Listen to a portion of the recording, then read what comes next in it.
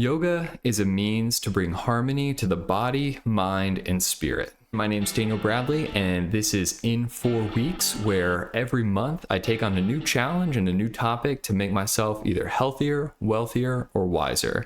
And this week is specifically really reflecting on and experimenting with my yoga experience. And so I'm going to reflect on each day, a question and a quote. And the quotes are from a book that I've been reading, Light on Yoga. It's essentially the modern Bible of yoga, and it's a great read if you want to check out the link below.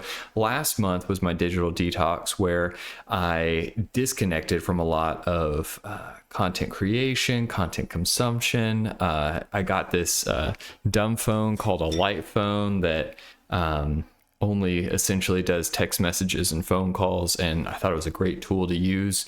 I've since stopped using that, and I'm holding on to it as my phone away from phone is the way that I'm considering it as a resource to be able to turn on and use and just pop the SIM card in if I need to unplug for a weekend, but still have that ability to make phone calls just in case and to be able to stay connected. So it's a nice midpoint and something that you could possibly check out as well. And again, the link's down there if you want to check out what light phone I'm using.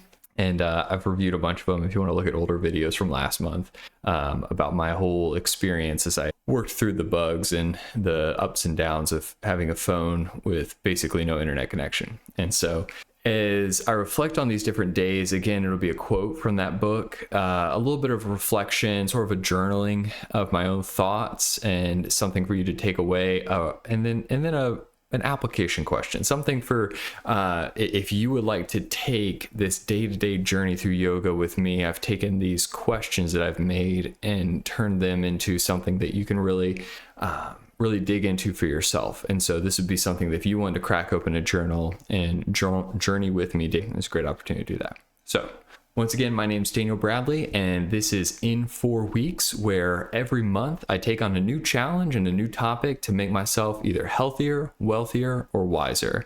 This month is all about yoga, and I can't wait to dive in with you. The first day, the quote starts out as, "Do not aim low, you will miss the mark. Aim high and you'll be on a threshold of bliss." So running is difficult. It's a fascinating experience, and for me, it's very liberating. I love running.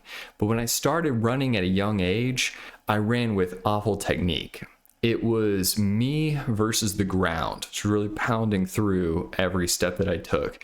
And everyone said that I looked like a duck when I ran, and maybe it's more flat-footed, maybe it's especially the lack of upward body mobility when I was running, but part of it was that there's just no fluidity in my arms and my shoulders and my spine. It was very, very rigid as I ran.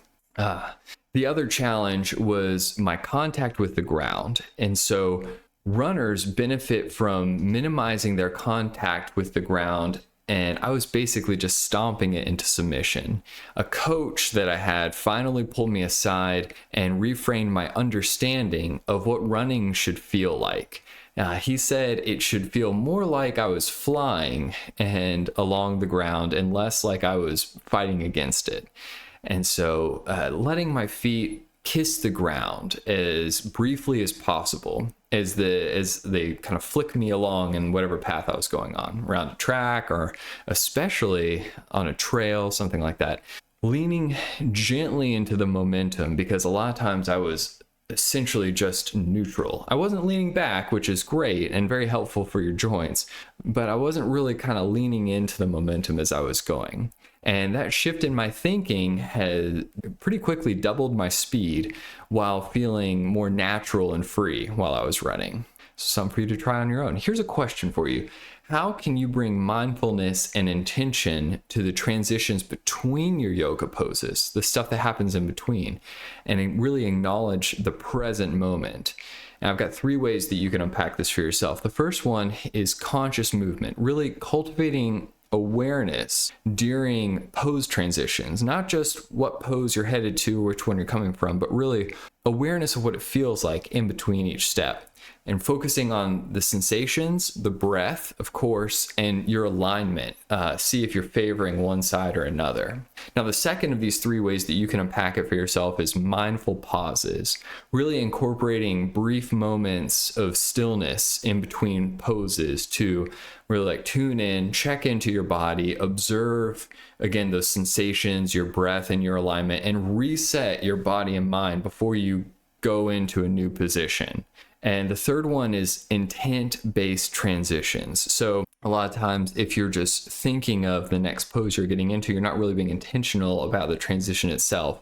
And so infusing purpose and intention into each movement, linking them between your breath and your physical being, like how your body feels within one pose and the other, and really embracing the flow of your practice. And I really experienced this personally. I've been following this program, Yoga with Adriene, her program Center, which is phenomenal. And I'll link that one down below as well that you can check out. And it's really been interesting. There was one called Unwinding, and there was a lot of movement in the shoulders and the hips, which frankly is like just really where my needs are. And so it really resonated well with me. And that movement really was sitting in the transitions between poses and really taking that movement through and around. And it really, unwound me in a way that it made me pay attention to that time in between poses is potentially a place to unwind some of the things that are going on physically, mentally, or spiritually inside of you as you go through your yoga experience.